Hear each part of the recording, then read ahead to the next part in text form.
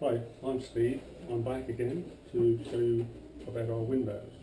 Now, on the previous video I told you about cleaning and maintenance of the doors and conservatories and about our painted products, how you mustn't use anything but warm soapy water on it. Now on the white uPVC, I did say you could use cream cleaners or a mild solvent cleaner.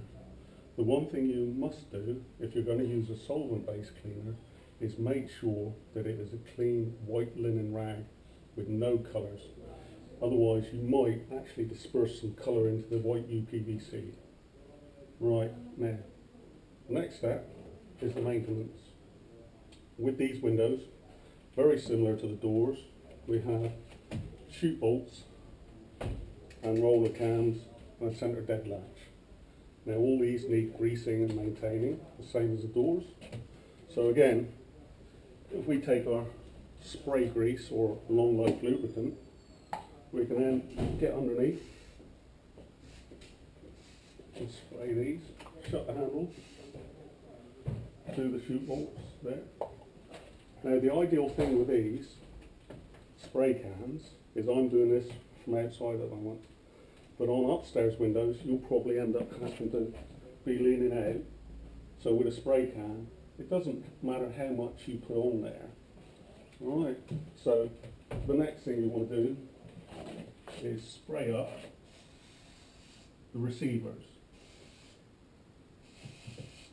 Now, the other thing with the windows, which we haven't got with our doors, is the friction stays or the hinges. Now they need maintaining as well, because you have the slide part to the hinge and you have all these pivot points, and they need maintaining with some spray grease as well.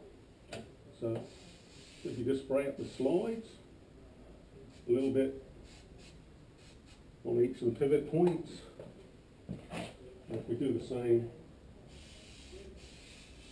up there, and again a little bit on each of the pivot points, and you can also, especially on downstairs windows, do that. Now, what we do recommend with your windows is that you'll find that the toilet or bathroom windows, the kitchen window or bedroom window, if you like to sleep them open, they tend to be left on the latch position a lot more, so they will need a lot more frequent spraying up. Other windows such as dining room windows, main lounge windows, which you don't use that often apart from the summer, a couple of times a year is fine, but regular maintenance is essential. Another tip for your windows, either being top-hung sash as this one is, or side-hung sash. Sometimes they might just fall open, or with a side-hung sash they might get blown open quite easily. Now, if you want to stop that from happening, there's quite a simple adjustment to do, and what you do is you have to look for a little brass grub screw up here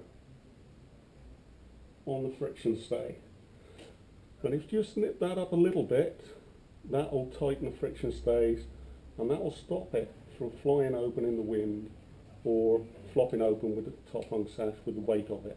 And there is, just so that you know, another grub screw on the other side of the window. There's one on each hinge, so if you make sure they're done up not too tight, otherwise you'll impede the operation of the window, but just tighten up so that it stays where you leave it. And that concludes our little hints on the window.